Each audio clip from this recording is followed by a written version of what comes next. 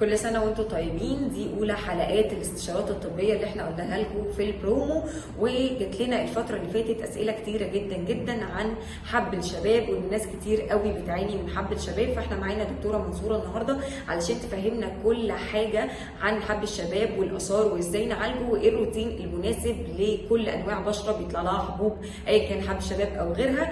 فاهلا بيك يا دكتور. عايزاكي تكلميني شويه عن موضوع حب الشباب وبيطلع من سن ايه وايه اسبابه وايه علاجاته وهكذا. والله هو اهلا بكم طبعا، كل سنه وانتم طيبين. بالنسبه لموضوع حب الشباب، هو في حاجه مهمه جدا انا بهتم بيها في الاول، يعني ازاي اظبط الروتين بتاعي وابعد عن المسببات. يعني انا في حاجات ناس كتير بتيجي تقول انا بستعمل العلاج الفلاني، بعمل جلسات فلانيه، مقشرات. الحاجات دي فعلا ما بتجيبش نتيجه لان هي مش كامله، هي مش بتكمل الايمج بتاعت العلاج بتاعتها او الروتين.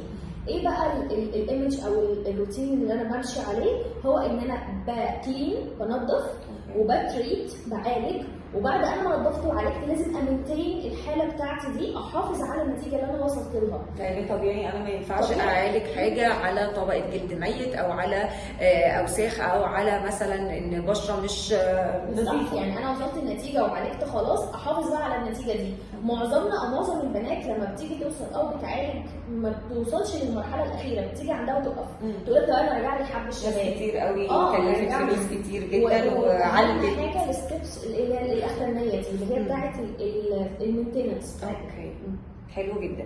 طيب ايه اللي بيخلي حب الشباب يسيب اثر؟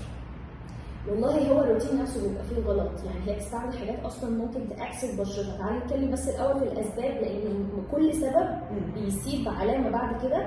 وهي هي نفسها مع الروتين او استعمال الروتين الغلط او الخطوات الغلط، العلاج نفسه او الابلكيشن بتاعت العلاج على البشره نفسها بتفرق في النتيجه بتاعتي. فاهماني؟ طيب اهم الاسباب اللي بتؤدي لحب الشباب، وطبعا دي بتغفل عنها بنات كتير جدا، هي فتح البورز او المسامات بتاعت البشره. وانس اللي البورز دي اتفتحت، بعد كده بيحصل حاجه بنسميها بلوجينج، او بيحصل بلوج للبورز دي بالسيبم او الزيوت اللي بتفرزها البشره. تمام؟ تتجلط يعني؟ لا، هي في زيوت بتطلع يوميا عشان تحافظ لنا على نظافه البشره بتاعتنا والبي اتش، وبتحافظ ان هي البكتيريا اللي موجوده في الجو تظبطها لنا، واي بقى تبقى بتفايت، يعني كانه جهاز مناعه موجود للبشره بتفايت اجينست اي بقى فورين بودي موجود في الجو. وانس ان البورز دي حصل لها بلوجينج بالزيوت، تقع عليها اشعه الشمس بتاكسدها. بتبقى اول مرحله في حب الشباب معايا هي البلاك هيدز، او بنسميها الوايت الاوبند كوميدونز، اللي هي الرؤوس السوداء، تبقى اوبند مفتوحه. مع الوقت لو اتثابت، لو البنات ما عالجتش الرؤوس السوداء دي، بتتحول معايا لكلوز كوميدونز، او اللي هي بتبقى الوايت اللي هي لا لسه البيضاء، الرؤوس البيضاء. مع الوقت بقى هي بتسيب دي، او علاج غلط بتبدا تعبي في الحبايه نفسها او في البور وهي مقفوله، تعبي بص او صديد. الصديد ده بقى طبعا مشكله بكتيريا. فالعلاجات هنا بقى بتختلف على حسب الحاله بتاعتي. فاهماني؟ مع الوقت طبعا السيفيريتي بتزيد، وكل ما كانت لحقت الحب الشباب بدري كل ما كان الاثار ما بتظهرش، لان هي ممكن تقول لك انا بعالج حب شباب وساب لي سكارز بعديها. ليه ساب سكار؟ لانك حضرتك سايباه عمال بيتوغل في طبقات البشره، والحبايه نفسها العمق بتاعها بيزيد. هتيجي تعالجي هتسيب مكانها ايه؟ حروق. شفتي؟ فهي المشكله في كده. ده من اهم الاسباب. طبعا ايه اللي بيفتح لي مسامات البشره؟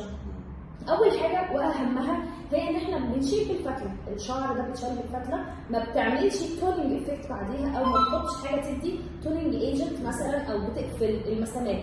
تاني حاجه وقوفها في المطبخ مثلا قدام النار، حراره اي حراره، مسامات هي مش واخده بالها. ايوه احنا لما بنيجي نعمل تنظيف بشره اول حاجه بنفتحها البخار علشان يفتح المسام، بس ده بيبقى لحظي، بيبقى 10 دقائق، لكن وقفها في المطبخ كتير او تعرضها للبخار كتير ده طبعا يعني انت فتحتي فبتقفلي، ده نضيف، انت عارفه بتقفلي وبتنضفي وبتقفلي. تمام؟ اكيد. انما هي والتونر ده اساسي يعني، والتونر اساسي. ما هي دي بقى مرحله المينتنس اللي انا بتكلم عليها، ان احنا بنحافظ على النتيجه. الميه السخنه نفسها في الحمام، وانا بستحمى او هي بتستحمى في ميه سخنه نازله مع فتح مسامات بتطلع، ما هي ما اهتمتش ان هي تقفل المسامات بتاعه البشره، فبتعبي طبعا، بتعبي. السكرابنج برضه السكرابنج مهم جدا، في ناس بتعمل سكراب لوشها مثلا او بتدلك، فده بيفتح مسامات مع الوقت. الغسول، انا لو جايبه غسول بينظف البشره، وانس ان هو نضف في حاجه بتطلع من البوز فمفتوح ما قفلتش بعدها، تقول لك الغسول حلو كل حاجه بس بيطلع لي حبوب بقى، ليه حضرتك؟ عشان ما بتقفليش المسام، ما قفلتش المسام، صح. فاهماني؟ دي من اهم الاسباب. طبعا في اسباب ثانيه هرموني، وفي عندك طبعا خصوصا في مرحله البلوغ عند البنات الاندروجينز بتزيد قوي.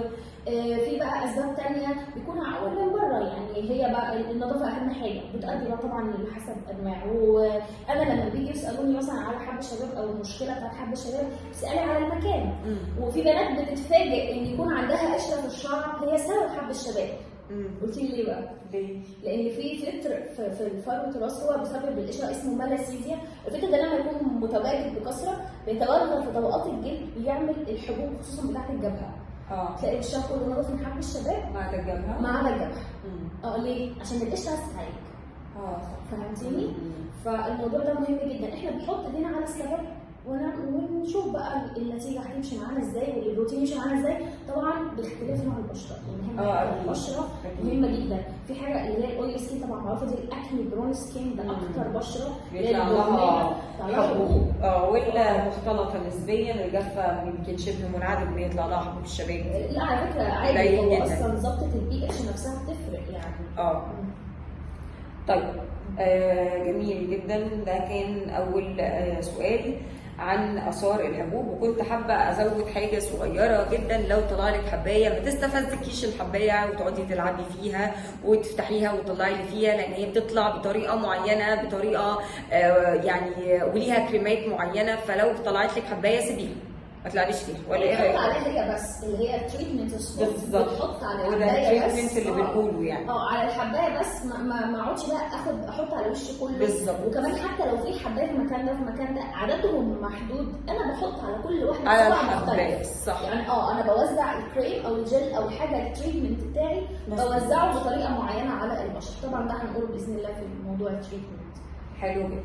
طيب قولي لنا يعني فكرة حب الشباب علاجها مثلا بيختلف بين الولد والبنت، ولا بتبقى علاجات كلها شبه واحدة؟ على حسب النوع، انا ما بفرقش، انا بشوف النوع سببه ايه ايه بقى الريسك فاكتور اللي حواليه في الانفايرمنت بتاعته، وبهتم بالعلاج.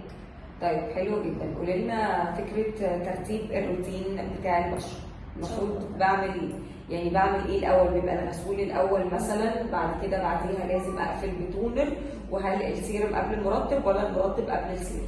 ده باذن الله في الحلقه الجايه عشان احنا ما نطولش عليهم. طبعا العلاج مع كل حاله، وطبعا الناس طبعا عارفه خاطر الاستشارات الطبيه بتخش تكلمنا عليها. حلو جدا. احنا كمان هنحط لكم ارقام الاستشارات الطبيه، وحابه اقول لكم ان احنا بنشوف كل المسجز والاسئله بتاعتكم وبنجاوب عليها، ومفيش سؤال هنفوته. 30 يوم في رمضان ب 30 حلقه، وكل سنه